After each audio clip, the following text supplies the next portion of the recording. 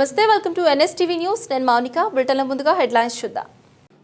ఈ రోజు మైన్సా పట్టణంలోని డాక్టర్స్ అసోసియేషన్ భవనం నందు తెలంగాణ తెలుగు కళా నిలయం మరియు తెలంగాణ ఉద్యమకారుల ఫోరం వారి ఆధ్వర్యంలో తెలంగాణ ఉద్యమకారులు ముధోల్ నియోజకవర్గం మరియు బాలరామ శతకం పుస్తక ఆవిష్కరణ మహోత్సవానికి ముఖ్య అతిథిగా హాజరై బాలరామ శతక పుస్తకాన్ని ఆవిష్కరించిన ముధోల్ ఎమ్మెల్యే పవర్ రామారావు పటేల్.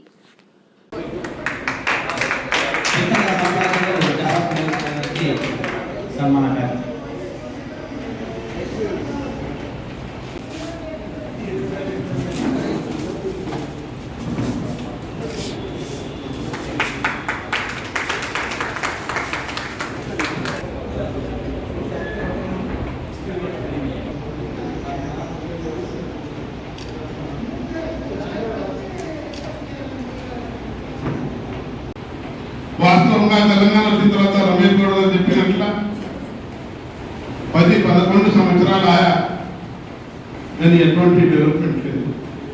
గత ప్రభుత్వం ఎన్నో హామీలు ఇచ్చారు.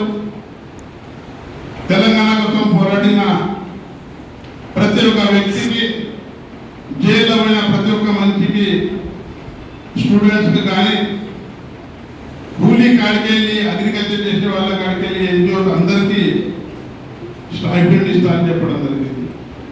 కానీ 10 సంవత్సరాలు గడిచిపోయిన తర్వాత కూడా ప్రభుత్వము ఎటువంటి స్పందన లేకుండా స్టైపెండ్ ఇవ్వలేదు. వాస్తవంగా ఇవాళ శ్రీకాంతాచారి ఏదైతే నడి రోడ్డు మీద రాకేష్ వేసుకుని చనిపోయింది మా తెలంగాణ రాజుని తెలంగాణ చూడాలి.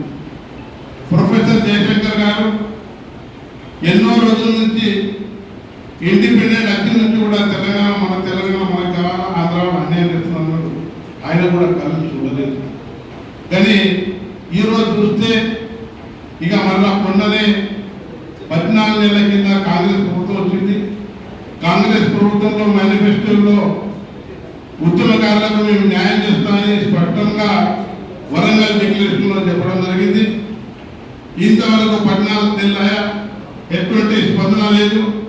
ఇంకొక 6 నెలలు మేము అసెంబ్లీలో మా ప్రతిపక్ష నాయకులు మహేష్ రెడ్డి గారి తరఫున కొట్లాడి న్యాయం చేస్తామని సభముఖంగా మీకు అందరికీ తెలియజేస్తున్నాను.